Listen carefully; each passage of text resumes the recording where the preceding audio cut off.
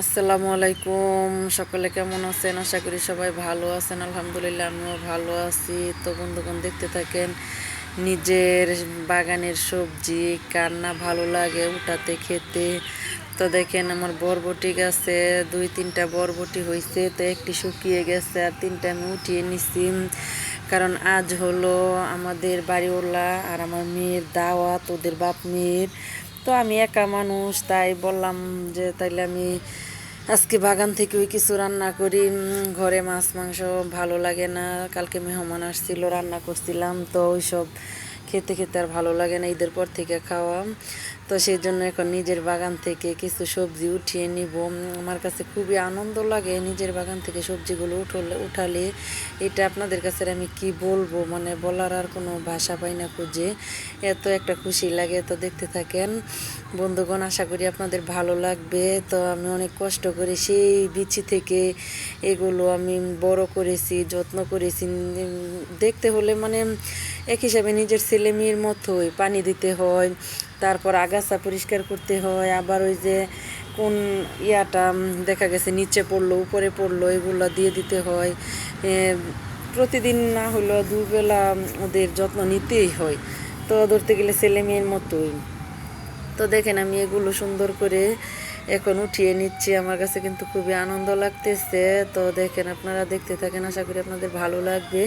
তো আমার উঠানো বাগান থেকে শেষ, এখন আমার এগুলা হইলো নিয়ে ঘরে ফেরার কথা। তো দেখেন আমার বাড়িটা অনেক সাধারণ।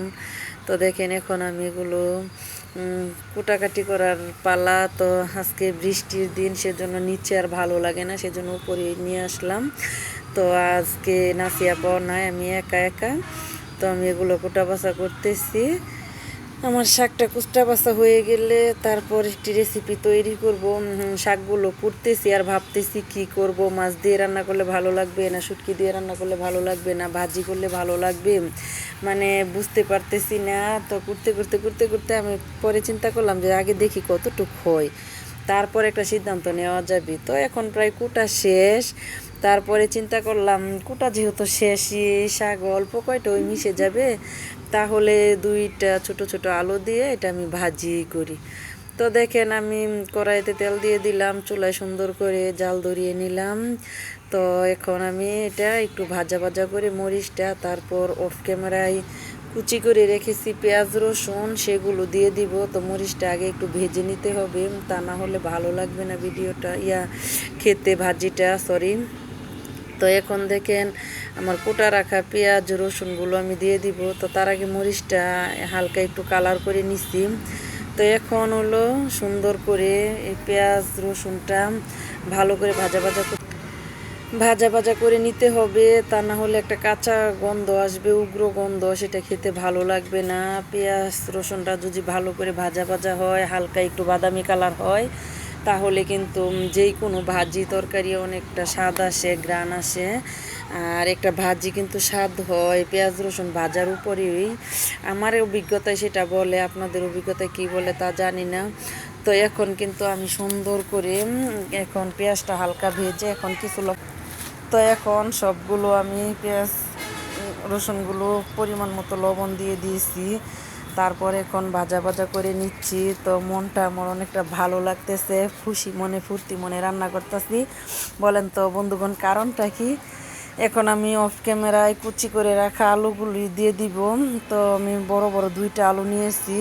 তো আলুগুলো আমি গুটি গুটি করে কেটে নিয়েছি, কারণ শাকের সাথে লম্বা করে যদি পোলে নেই তাহলে এটা ঘেতা ঘেতা হয়ে যাবে, ভালো লাগবে না। ঝরঝরা হওয়ার জন্য আমি আলুটা আগে তেলের মধ্যে পেঁয়াজ রসুনের মধ্যে ভালো করে ভেজে নিব। ভাজা হয়ে গেলে পরে আমি শাকটা দিয়ে দিব। তো দেখেন আমার আলুটা আগে তেল দিয়ে আমি ভালো করে ভাজা ভাজা করে নিয়েছি, পরে এখন শাকটা দিয়ে দিচ্ছি। তো মাশাল্লাহ দিলে খুবই ভালো লাগতেছে, আনন্দ তো আছেই, যেহেতু নিজের বাগানের সবজি রান্না করতেছি। জানি না আপনারা কি ফিল করেন। তো মেয়ে কিন্তু আজকে একটা রাগ হইলো, বলে যে ছোট একটি বাগান তুমি 1-2 দিন পর পর এগুলো উঠাও আর ভিডিও করো। আমি কই এটার আনন্দ মা বুঝবা না, অনেকটা আনন্দ হয় মা, তুমি রাগ করো না, আজই শেষ, আবার একটু দেরি করে উঠাবো। তো আমার কাছে অনেক ভালো লাগে। আর আমি যেহেতু একা খাবো, একা মানুষ, ওদের আজকে দাওয়াত, তো রাতের বেলা আমি তেমন ভাত খাই না, ওর বাবাও তেমন খেতে ইচ্ছে করে না, সেজন্য আমাকে একা খাবো তাইলে এটাই রান্না করি। তো সেজন্য শাকটা রান্না করা, এখন 2-3টা কাঁচামরিচ দিয়ে দিলাম উপরে। কাঁচামরিচটা যদি একটু পরে দিই তাহলে ভালো একটা সেন্ট আসে, আর যদি আমি তেলের সাথে দিয়ে দিই তাহলে কাঁচামরিচের যে সেন্টটা কিন্তু থাকে না। সেজন্য আমি সবসময় সব তরকারির মধ্যে একটু দেরি করে দিই। তো আমার ভাজিটা মাসাল্লাহ দিলে নাড়াচাড়া করে কিন্তু রান্না শেষ, এখন হলো উঠানোর পালাম। তো দেখেন সুন্দর করে বাটিতে উঠিয়ে নিলাম। তো এখন খাবার পরিবেশনের পালা। মাশাআল্লাহ আলহামদুলিল্লাহ। তো আজকে একা একা খেতেছি, আপনাদের ভাইয়া তো দাওয়াতে, তো পরিবেশনটা আমি দেখাইতেছি, নিজের বাগানের জিনিস। মাশাআল্লাহ, শুকর আলহামদুলিল্লাহ, আল্লাহ তোমার কাছে লাখো কোটি শুকরিয়া।